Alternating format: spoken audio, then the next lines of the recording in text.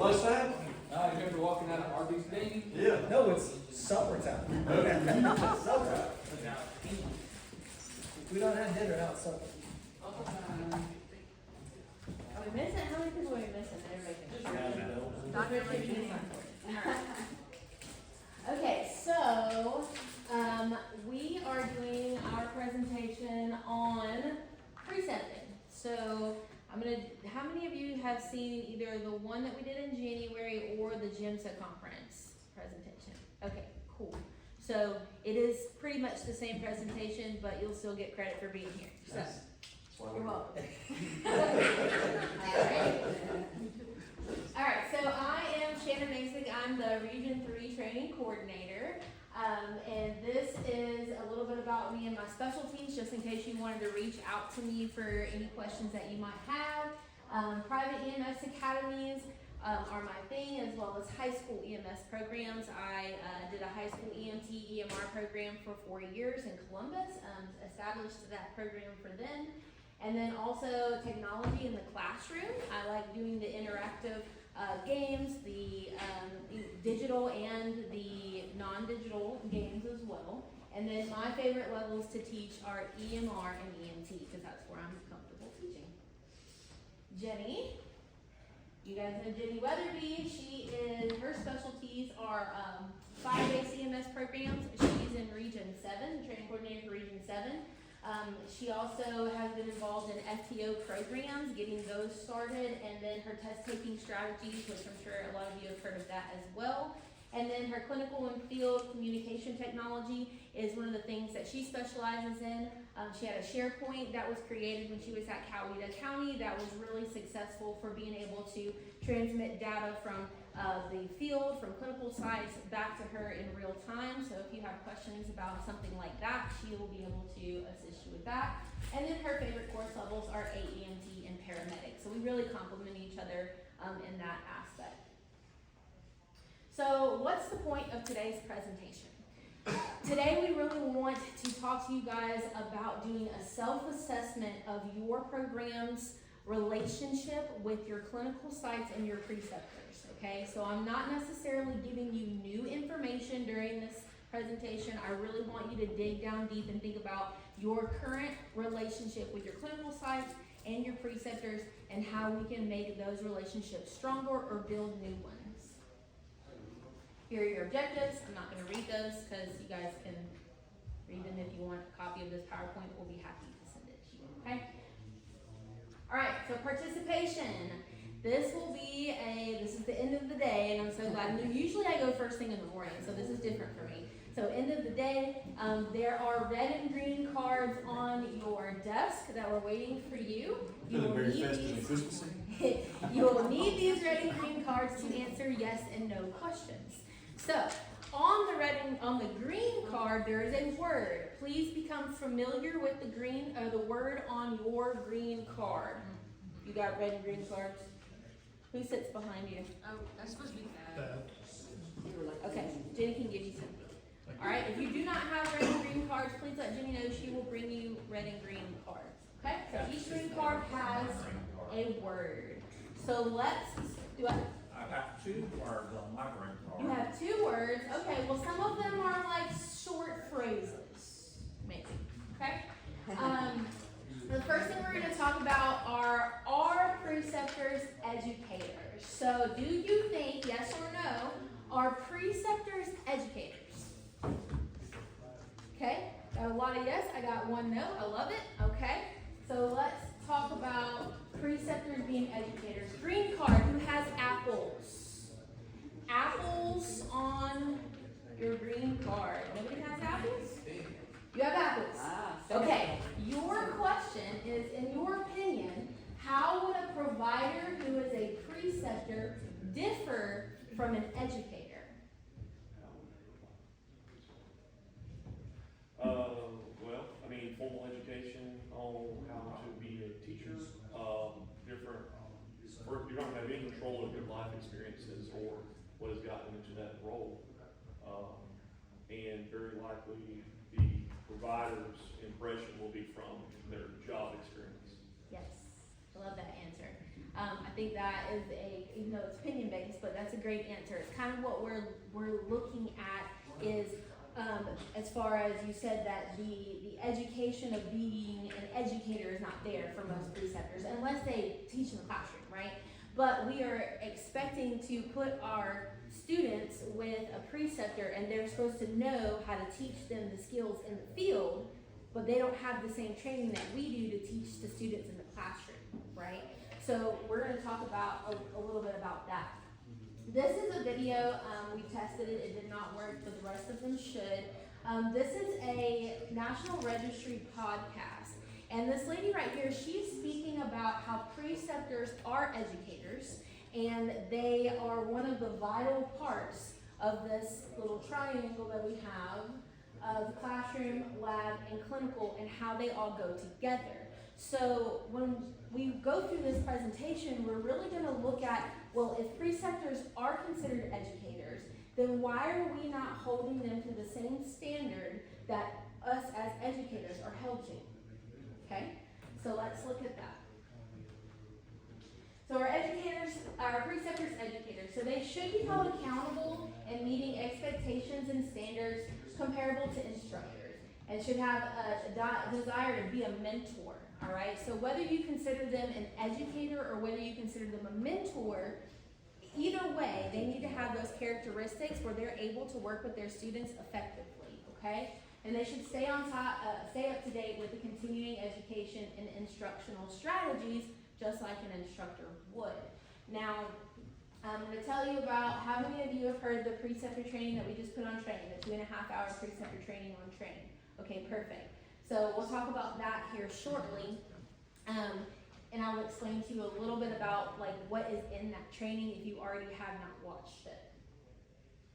So are our expectations clear? Regardless of preceptors being considered an educator or a mentor, they should meet standardized qualifications regarding experience, attitude, and professionalism. And are we communicating our program's expectations of the preceptor, and how are we facilitating that communication, okay? Remember, this is not me telling you what to do. This is me trying to help prompt you thinking about what your program does. How efficient is that communication that your program has with your clinical sites, and what you can do better to improve that connection between the two. Now, the art of precepting. We're going to talk just a little bit. Let me back up just for a second. When we do get to the preceptor course that I'm going to tell you about, there are going to be some things that I'm going to mention. Well, you guys watch the video. That'll be easier. The side effects could be fatal. Okay? Okay, now what did I say? A lot of you guys know this. Clean. Cream. You said cream. Cream. Green. This, excuse me. This is the worst suicide attempt I've ever seen. You feel that pulse? Here? That's where you cut. And it's not across, it's down like so. Here, take it. I can. What? I can. Alright, so if we imagine that was one of our preceptors and he had one of our students with us, as funny as this video is and as much as we relate to it, is that appropriate as something that we would want one of our students to see in the field? Probably not, okay? So here's our next prompting question, because I keep you on your toes.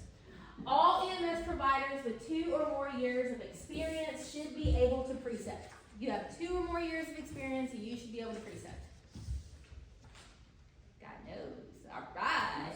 Okay. Mostly no. So, who has B great on their green card? Is it the person with 2 words? It's your turn. All right. So here is your question. Your question is, in your opinion, what are favorable qualities and characteristics of a great preceptor? Well, one is they show up looking professional. Yes. That's one problem that we have with some of our preceptors. They don't look professional, and our students are getting a bad impression of them. Act professional at all times. Willingness to help the student. Not all preceptors are actively engaged with the students, so that's just a few right off the top of my head.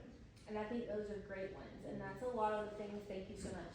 That's a lot of the things that we see is that the model and the mentor that these preceptors are supposed to be, they're not. And a lot of the programs that we interact with, and even doing the designation, redesignation visits with our programs, they don't have control over who their preceptors are a lot of the times. Sometimes they do. If it's, you know, an in-house program and they're riding with their own personnel, then you have a little bit more control over who your students ride with. But if you're in just a private academy or even a technical college and you're sending them out to ride with an agency, how much control do you have with that? So we're going to talk about that in just a little bit when we talk about looking at our clinical contract. So I don't want to go too deep into that. But the art of precepting. So what qualifications should a preceptor have? What characteristics do we look for in preceptors, and how are we determining who's qualified, and are we providing guidance and allowing room for growth? Okay? So when we talk about the qualifications, we talk about the characteristics that we would love to have, like the perfect preceptor in our mind, that's not always the case. But how are we going to get there? We need to be thinking about how we're going to evolve this preceptor-program relationship, because just because it's always been that way doesn't mean it needs to stay that way. So again, this is prompting you and your program to think, how am I going to make this better, okay? And from the state's perspective, of course, it would be really difficult for us to say, okay, well, they have to have this many years experience, and they have to do this, and they have to be, you know, meet this criteria, and they have to have this training, and it all has to be done before they can precept your students. How many preceptors would you lose? Like, how many people would just, even good ones, that are great preceptors, but they don't have official, you know, education, training, and so on and so forth. So we're already limited in the pool right now, and we don't want to drain the pool even farther from our, you know, input as far as making mandatory things for preceptors. So in that effort, again, we'll talk about the course in a little bit, but with that effort, it's a partnership between the program and the agencies and the personnel themselves. So change the culture, set the standard. Let's see this video play.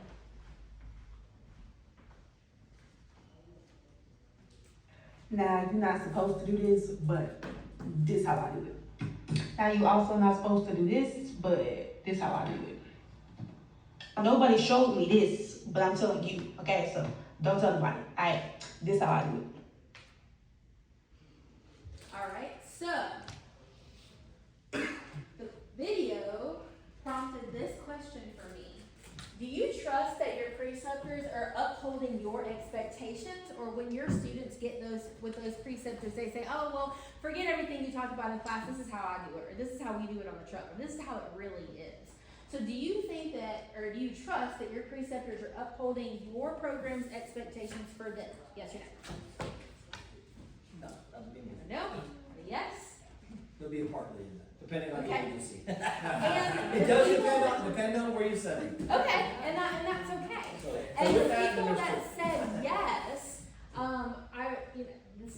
there's another question after this, but at the end, I would like to know like how you are 100, not necessarily you have to be 100%, but what makes you trust that those preceptors know and are doing everything that you ask. So see me after, because I'm really curious about that. So here is the next question. Who has smile on their green card? I do. You do? Yeah. Okay, so what is your opinion on the culture of preceptors' attitudes towards having students?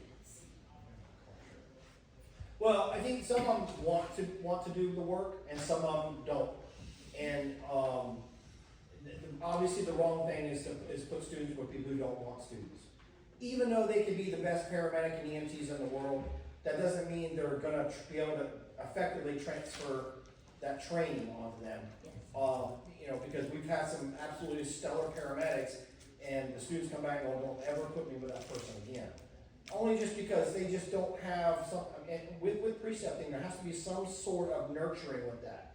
These are young, impressionable people, and you've got to be able to bring them along, not shove them forward. So, you know, when you get down to the end of their internships, that's a whole nother story, but during the process, they gotta learn to be able to walk behind, beside, and then they can walk in front. And that's how clinical environments work.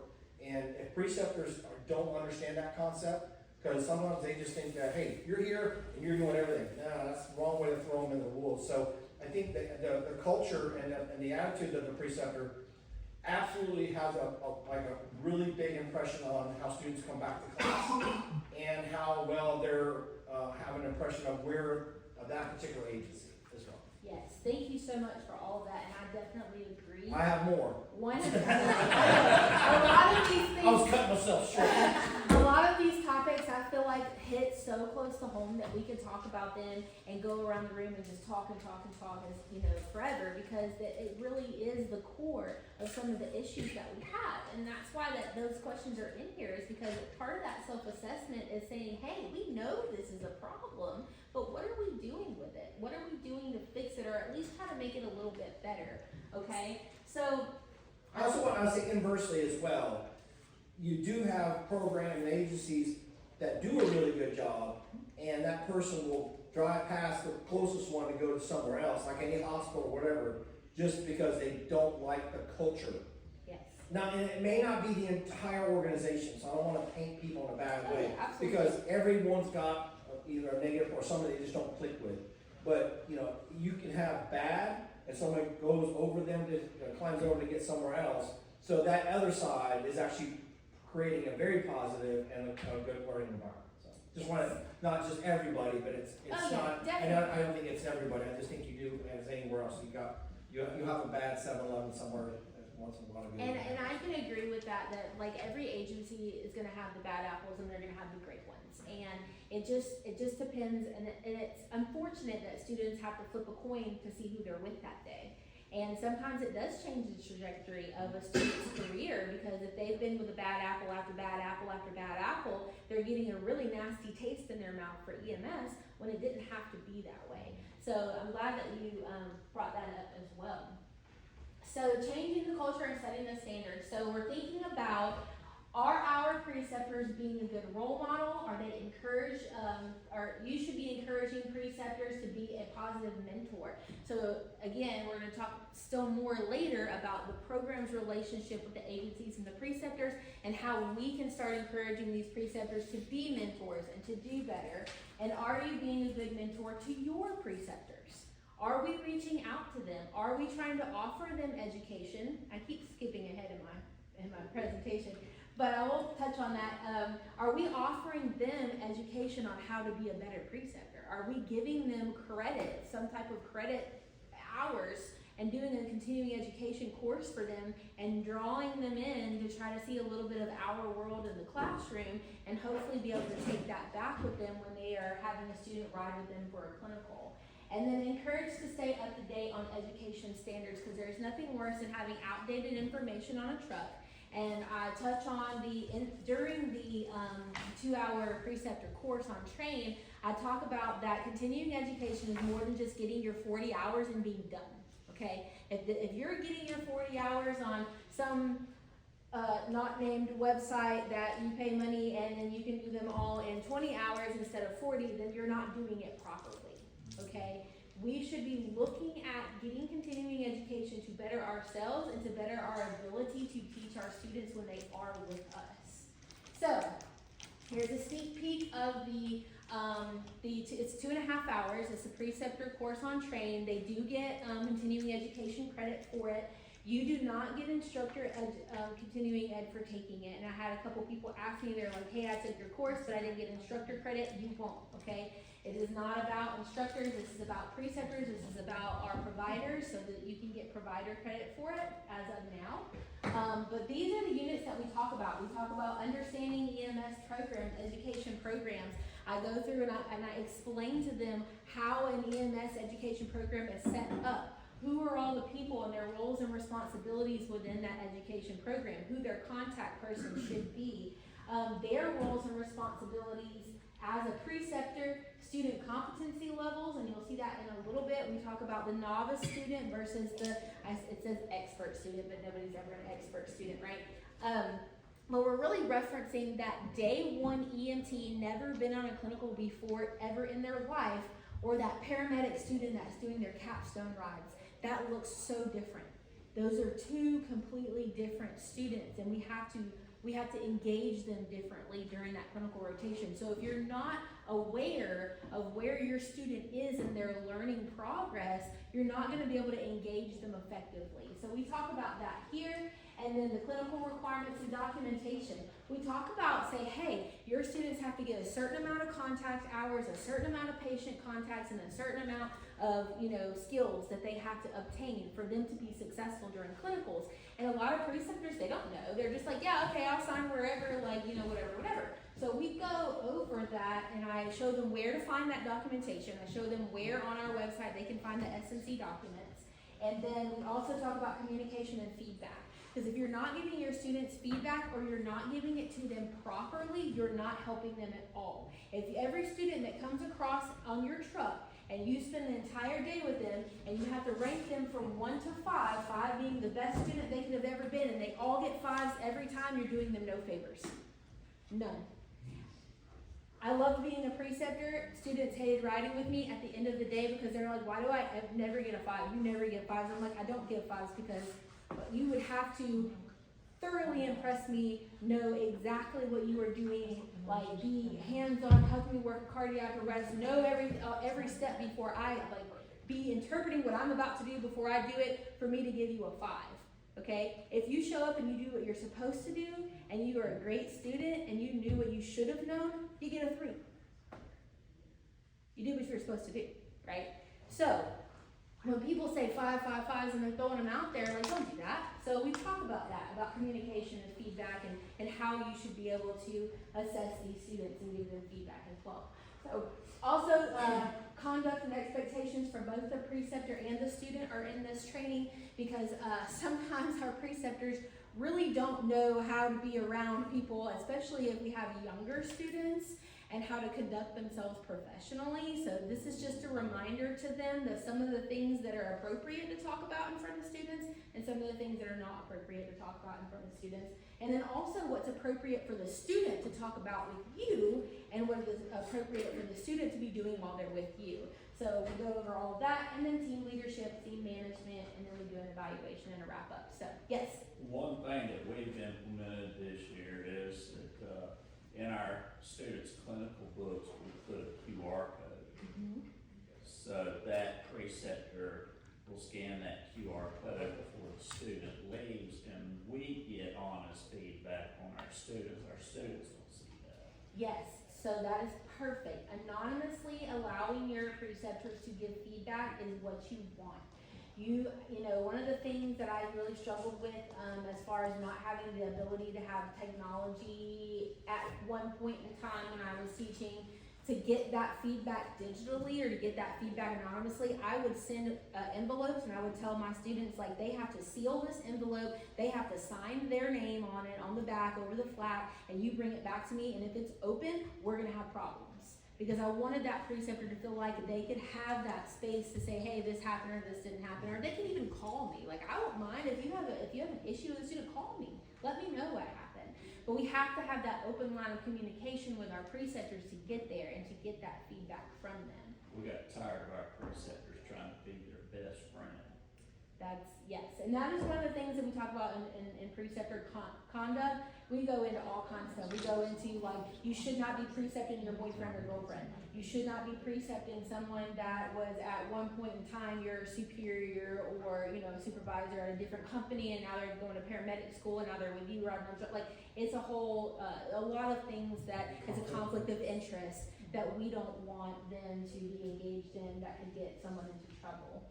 So question, so yes. I'm on the initial education end, I'm the program director. So how do I know if, and I communicate with our EMS director in our county who does our clinicals. How do I know that our preceptors have had this training? Like, how do they know that the training is available? So on train, when they complete the training, it will give them the option to download a certificate. And then that certificate can be given to either the agency or their agency has the ability to see the training that they've completed, right? Lipo, am I wrong? Well, does that EMS director get the information that he needs to send this to his people to take? You're saying about the training? Right. So How they know about the we sent out an email that it was available, but Okay. if it's something that you feel that they don't have the information for, we can give you the direct link and you can reach out and say, hey, I would really like the preceptors to take this course to be able to precept my students. I would like that, because I'm curious to know, even though we communicate, I don't know if that's been communicated to them. And, I find it hard to believe that they're just on there looking for the training. Yeah, oh yeah, absolutely. And we send out blast emails about training all the time, but that we understand that it's real life. People miss those emails or don't really know what it's about or something along those lines. But I really want people to understand that this is a good course that we would really like for a lot of the preceptors. Because this would have solved this problem. We had a situation with a preceptor and two of our female students. It didn't end well for the preceptor, let's just say that. But we did have an incident. But we, on my end, because I'm the program coordinator with my instructor, discussed about the appropriate behavior on our end. So it wasn't on our end with our students, it was on the other end. Right. And again, it didn't end well for that preceptor. But my point of all this is, I don't know that they know that training is available for them, because this year I don't want to have that happen again. Yeah, and Dee and Jenny would love that. We'll help you get that set up so you can get them that information as well. Well, also, they've had preceptor training on some of the softwares, like Platinum Planner. They've had a lot of people have that. When I was working with Chief Tathan over here, and he would send me lists of his preceptors, and I backtracked through Platinum, and they showed me, here's the dates they complete, all these people completed the training. Which was, again, another way to look at it, and rather than trying to find the individuals, he was just, gave me his names, and I checked them out. And I'm pretty confident that if you really wanted to have a full list, that Ryan probably could run the training. Sure. What is it?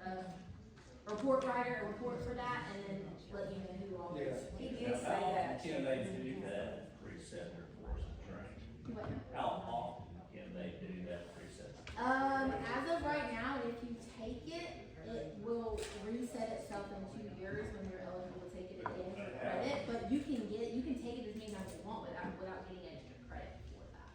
You don't get any credit, right? For your You're- instructor. All right, let's watch this video. All right, you arrive on scene. You have a 38-year-old male. Chief complaint of not feeling well. Hi sir, how are you doing today? So what's going on? Yeah, he says he hasn't been feeling well for a while now. Okay, so what I'm gonna do is I'm gonna get... Your patient's dead.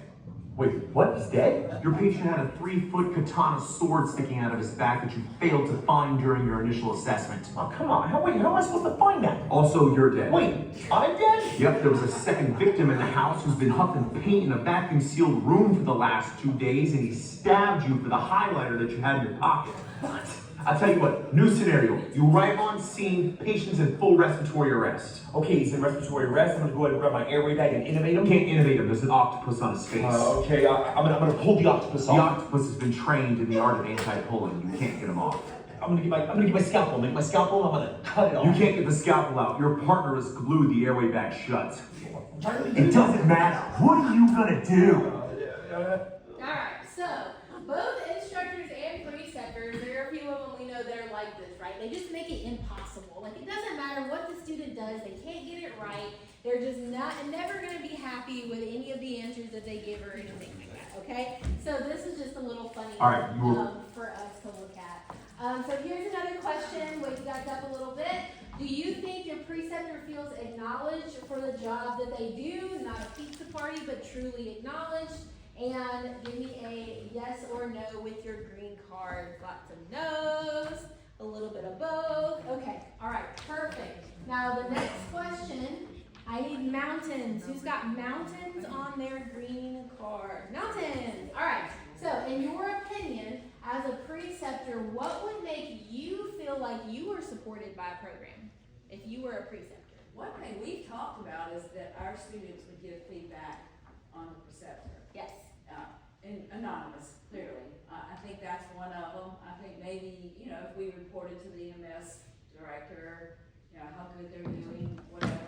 We've done that, we've communicated, we haven't really implemented the feedback thing, but I think we would like to do that this year, so we've thought more on that and how we would do it. I'm so glad that you brought that up, because that was one of the suggestions that me and Jenny actually had, was to have, like, as long as you are looking at the feedback when you get it, because sometimes you receive it and it goes in file 13 and we don't actually use it. So if you give out these surveys for students to do preceptor evaluations, just like the students get evaluated by the preceptors, what are we doing with that? Are we just making a note and moving on?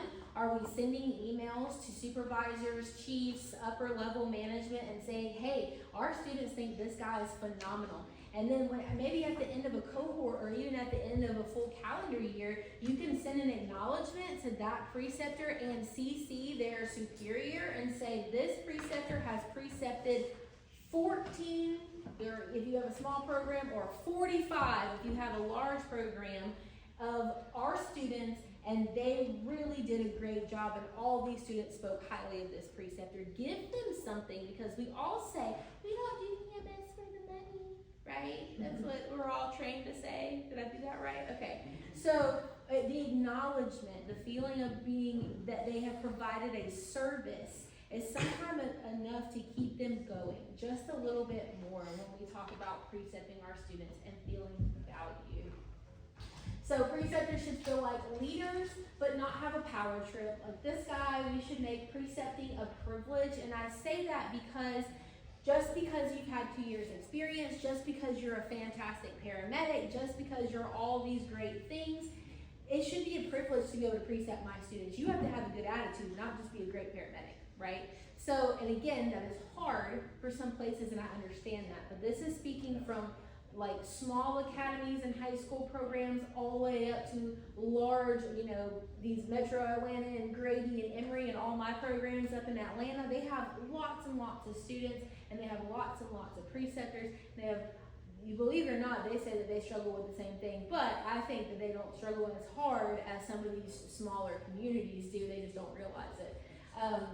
But encourage EMS leadership Con Ed. So being able to offer them continuing education and showing them how to interact with the students and keeping them up to date on all of the standards as well, and be available for them to contact you. If they are a preceptor, they should have someone in your program should be accessible to them to communicate with at all times, especially when they have your student, okay? So here's an example. Again, we talked about the novice, advanced, beginner, or competent, and expert learners. These all look different. We cannot say that the day one EMT is the same student as the student that's a paramedic that's doing their capstone rides. They are just not the same type of learner. They're completely vastly different. So that's what our preceptor course explains, but you also have to keep in mind that your program needs to be giving them specifics on what your program expects of them.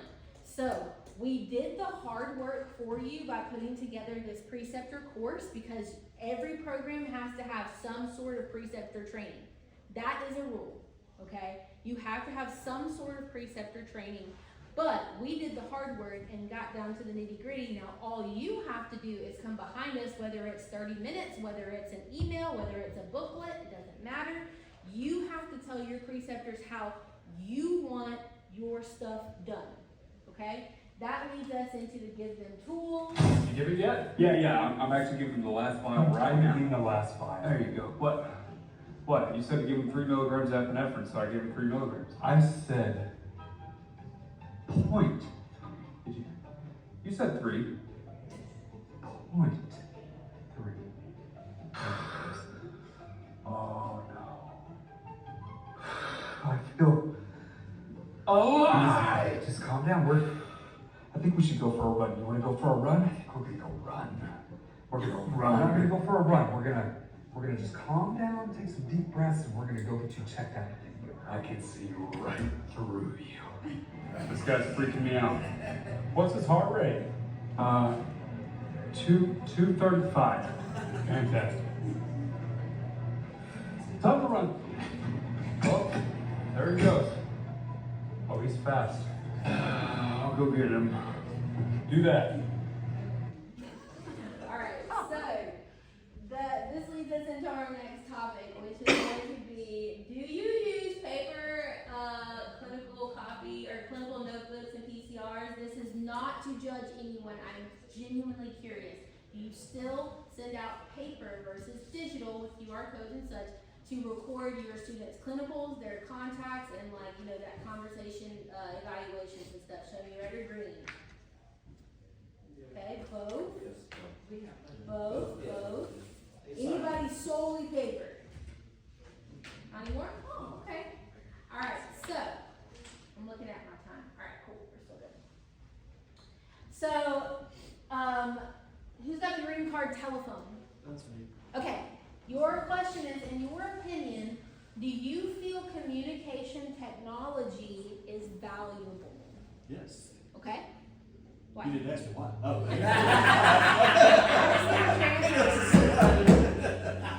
I ain't gonna let it. I'm allowed to ask more than one question. Yes, I do feel like communication technology is valuable because I think that communication is valuable, and I think paperwork gets lost in the shuffle a lot of times. So I've learned something today. This whole QR code thing has piqued my interest, and now I want to create a QR code for the program. So I have 11 different programs that ride with me at my service.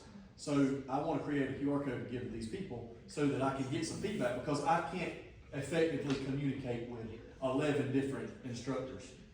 And that would be fantastic. And that's part of my issue is that at any given time. So I try to cap it at 3 today. I have 4 trucks today. I try to cap it at 3, and I decide who, if you can come and ride or not. When I get it's first come first served, but when I get communication from a program that, hey, I got some students that want to come ride, then I decide that based on what preceptors I have and who I have and who fits who. If I got a paramedic student that's coming to ride, I want to be sure that I put them with a good paramedic preceptor. I got some people that work there that are great preceptors in EMT, but not a paramedic. So anyway, I didn't mean to jump off on No, you're fine. I went on Richard Rhodes on you there for a minute, but yes, I do, and two, I think that the communication is better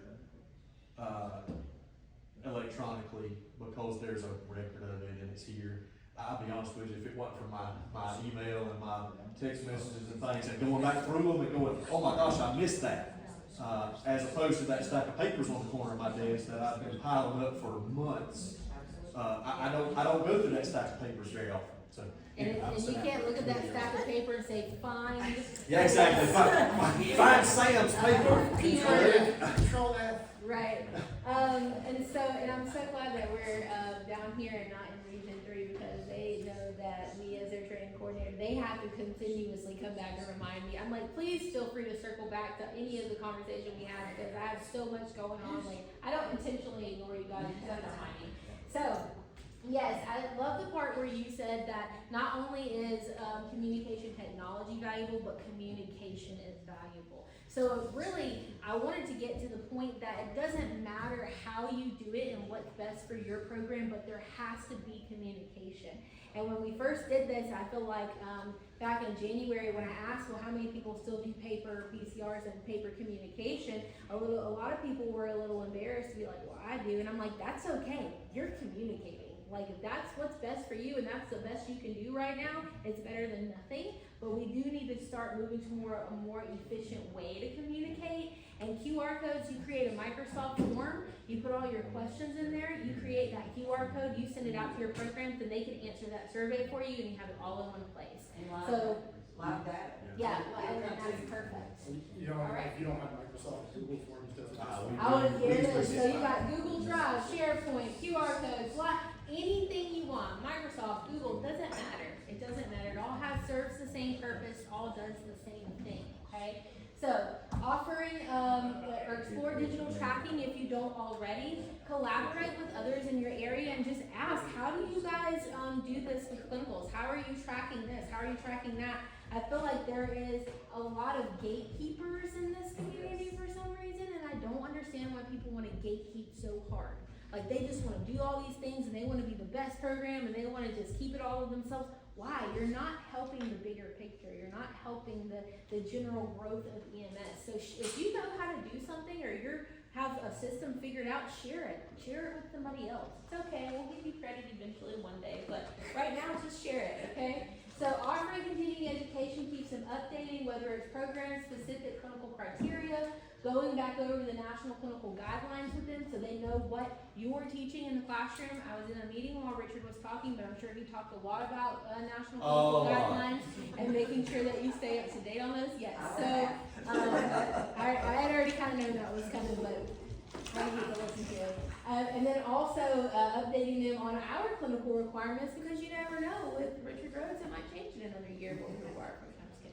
So years ago, when I was precept back home, the college, when we precept, they gave a certain amount of credit that you would get for depending on how many hours you precept. So out of about 150 hours, they give you 1 credit, and then your agency were able to accumulate these credits, and you can actually go take the classes at the college. And so you would get, say, a 3 credit hour class. I mean, I could take up to 2 in a semester, and I will say I probably paid for most of my associate level stuff. Wow, so, I mean, and I'm no longer Wiregrass full time, but what I was doing there, I was trying to work on that.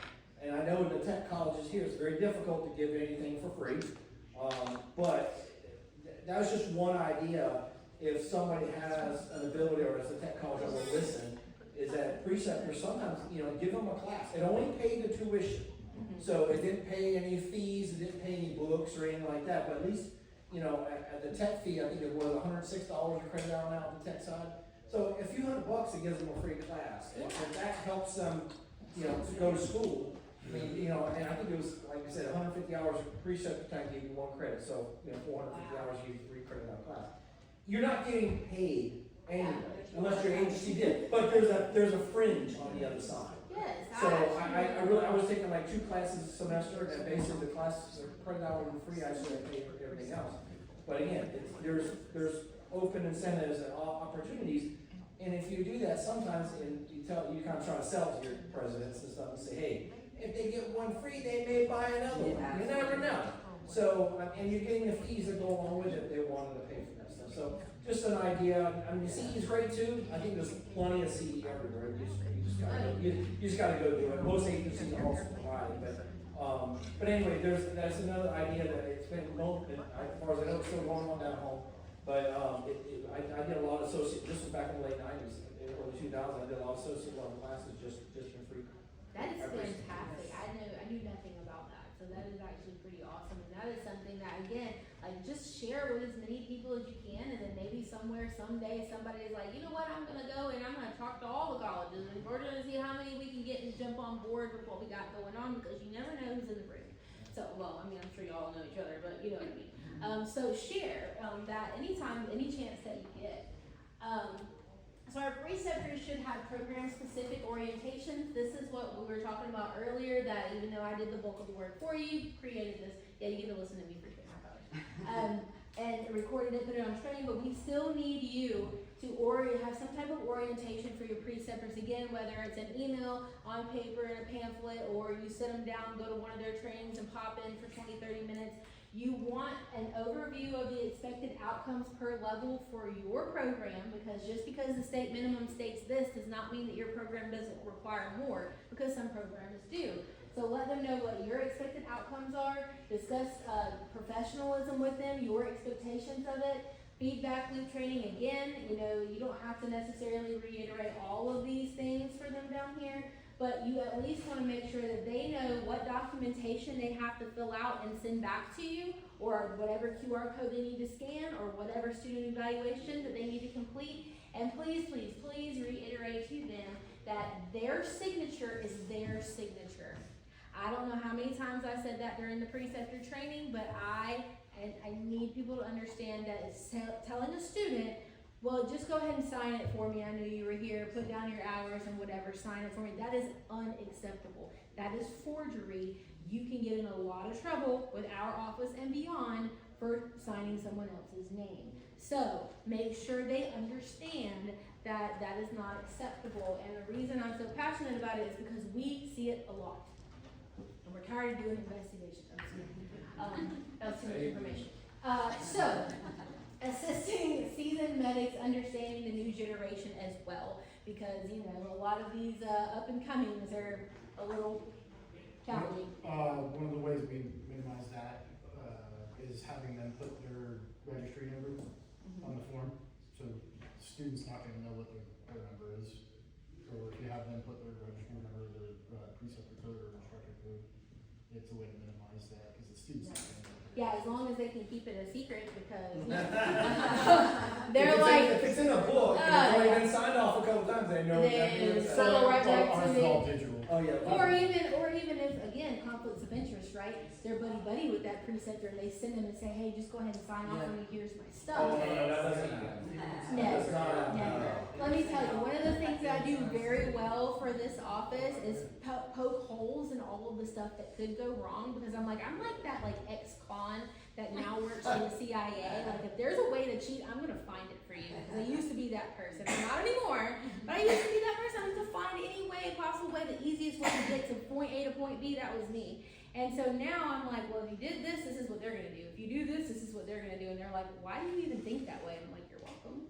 But anyway, so I got 99 problems. So what do you think? Does your program have a designated clinical coordinator? Yes for green for yes, red for no. Got a yes, yes, yes. Alone? No. They have That is their job is to be clinical coordinator. No. Yes. No. Almost? Okay. All right. So Never had one. let's talk about a green card that has friends on it. Friends. I got friends. No. Okay, give me a volunteer then. Somebody else speak. Anybody? How would I sit down all day? Yeah. He This can sit there all guy. day. He can sit where? I don't think he is. Well, you're gonna volunteer. In your opinion, what does the perfect program and clinical site partnership look like? So what is the perfect relationship between clinical site and program? What does that look like? One that meshes well together. Issues come up, they're communicated and addressed. Things that go really well from the student side, what students say goes really well from the site side. Just effective communication. I love it. So it all goes back to communication. Wouldn't that be nice? Yeah. So I got 99 problems. So we should, preceptors shouldn't be one of your 99 problems. You have enough problems, right? So our program directors and admins, like we should be providing feedback to our preceptors. We should be keeping our clinical contracts up to date. Did you know in your clinical contract, you can require qualifications for your preceptors? You can say they have to take this class that Shannon put on train and I want them to take it to be my preceptor. Again, whether that's practical for your program is none of my business. But can you? Yes, you can. You can also require them to do orientations and training with you if you felt the need and it was appropriate for your program. Again, I'm not trying to dictate how you run your program, but we need to start thinking outside the box a little bit. Clinical coordinators, they would be responsible for the clinical oversight, liaisons between clinical sites and programs, scheduling clinicals, and also tracking student minimum competencies. If you are a program director, a lead instructor, and the clinical coordinator all in one, show me your green card. I knew there was going to be somebody. I was that person for every single program that I had taught for. Well, except for Columbus Tech. I was just an adjunct there though. So, it's hard, it's rough, it's a lot of things. Things fall through the cracks. The places that we see when we go with these designations and redesignations is the staffing issue when they don't have enough hands to be able to do all of the duties and wear all of the hats. That's where things start to fall in the cracks. That's where all of their minimum tracking and competencies start to slip. That's where them tracking their clinical hours start to slip, because they're just like, they're relying on themselves, and then they're relying a lot of the times on the students just to be truthful that they were where they were supposed to be and they did what they were supposed to do. And we know that students never lie. That would be crazy.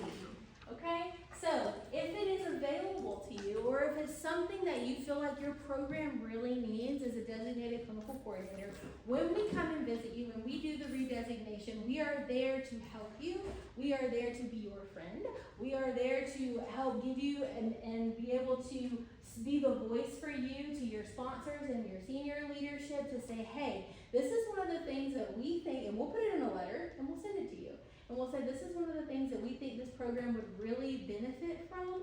Whether they act on that, can't help you. But we can at least say, hey, they would really benefit from a clinical coordinator because they have X amount of students and they do X amount of classes, and it's a really big responsibility. And sometimes our superiors, they just don't see that as a completely different responsibility, and it's just supposed to be on the program director. So if that's something that you feel, anything really that you feel the need that you need for your program, please feel free to communicate that with us when we come in and redesignate your program, because we definitely want to be that voice for you if you feel like you don't have one.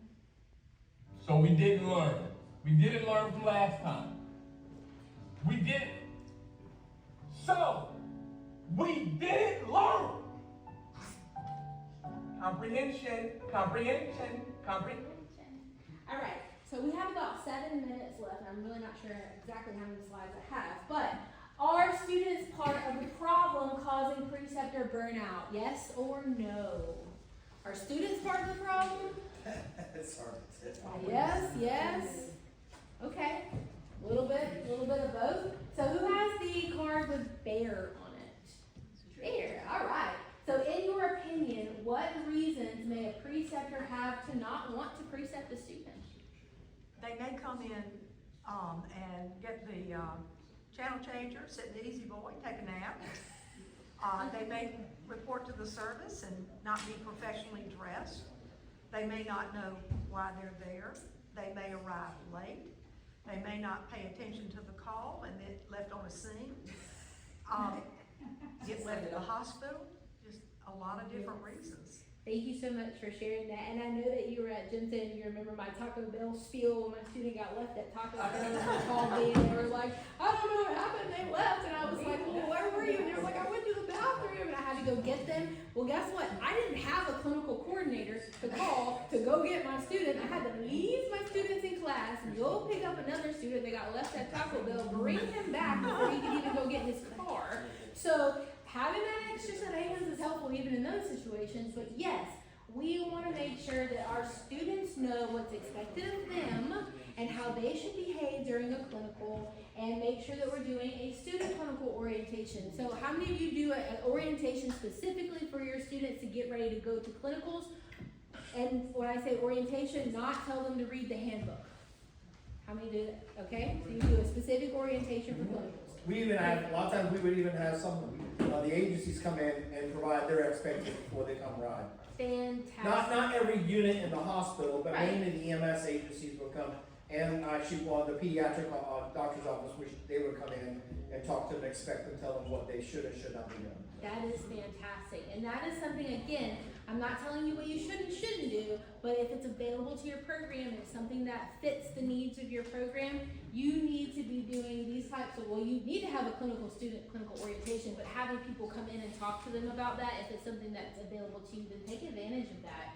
Because we need to be going over the handbook, the clinical handbook you provide, clear expectations on dress code, behaviors, their S&C requirements.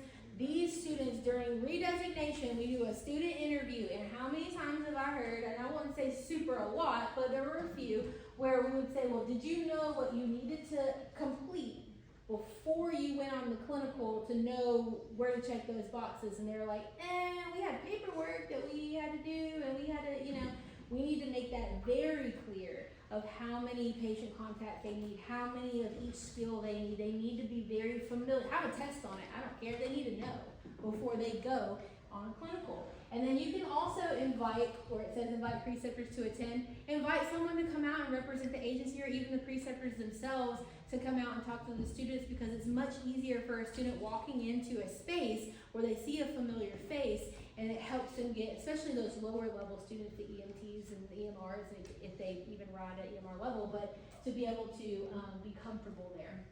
And the other thing too is you gotta empower the preceptor to, if, like Ms. Trish was saying, if they're coming in, dropping down, and they're not there on time, they're not doing what they're supposed to be doing as part of the team. I told them, I said, send them home and just send me a text. Yep. Oh, you're not gonna come fix it? I said, no, this is gonna cool off before we get into it, because they need to be empowered to say, well, I have this problem. I said, why am I hearing about it 3 days later? Why don't you let me know? Well, no, send them home. Send them home. That's the lesson learned. You just need to go home today. Because they're gonna have to explain to me why they were sent home. Yeah. Not so much that, the preceptor, and so, that's the empowerment that we wanna make sure the preceptor has, that you're not abiding, you're not participating, you're not involved, you're not here, okay? Or if you've got an emotional issue like your dog died the night before, Right. you're not here. Right. Okay, go home. And I would be fine with that, but if you're being sent home for not doing what you're supposed to be doing, yeah, they're gonna have to explain that one. It's a little hard to explain to us. And then also having that open communication is gonna set you up for being able to have those conversations with your preceptor. I don't want to give my number, call me. So do you have a former student that is now a preceptor for you? Yes or no? Yes or no? Show me former students that are now preceptors. Wake up and show me your cards. Show me your cards. Yes. No. Okay.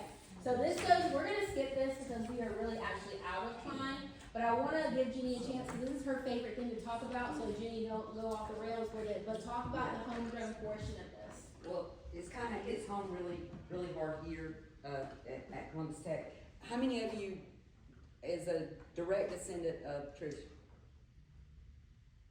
Most of Trish's preceptors have what? Come through her program. So you knew what she expected. You knew what she expected of you, what professionalism, you knew everything. So start looking. You're the top of the spear. You're the absolute future of EMS. You are in control of your program. If anybody's listened to my test taking strategy, how many of you know what the 3 things is it takes to be successful at taking tests? You gotta have good clinical experience. They must have a good clinical experience, and it's up to you to do it, okay? Make sure that you look for those people in the classrooms. Somebody grew you. Everybody in here at one day can say there's one person that directed their career in the direction that it's in today. Be that person and teach them. One day they're going to stand in front of you and say, I'm here because Trish Hawks taught me in that classroom. I was that student in this classroom. There is no better feeling than standing in front of a class and in front of these instructor symposiums and seeing one of your former students being an educator. So empower your preceptors. Take an evaluation of your program and make it better. Thank you. Awesome. Thank you, Jenny. All right, so we're not going to do this. We are really actually out of time, really. But this is, again, here's your takeaways. This was a preceptor program self-assessment.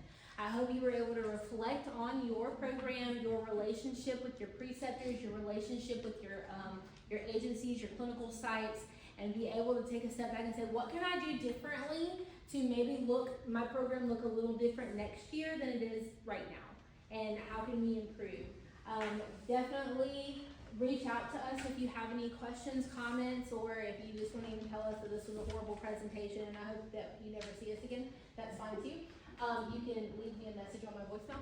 And this is our information. So thank you guys so much. It was a pleasure. Thank you.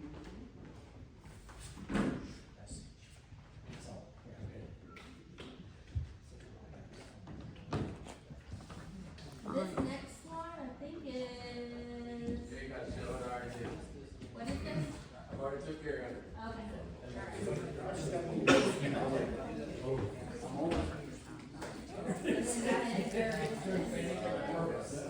Okay, well, Lupo just told me that is all that we have for you. Thank you so much for attending. And again, if you have any questions, reach out to any of us. We'd be happy to. Thank you. Welcome. Y'all be safe. Thank y'all for coming. You ain't gotta go home, you just gotta go.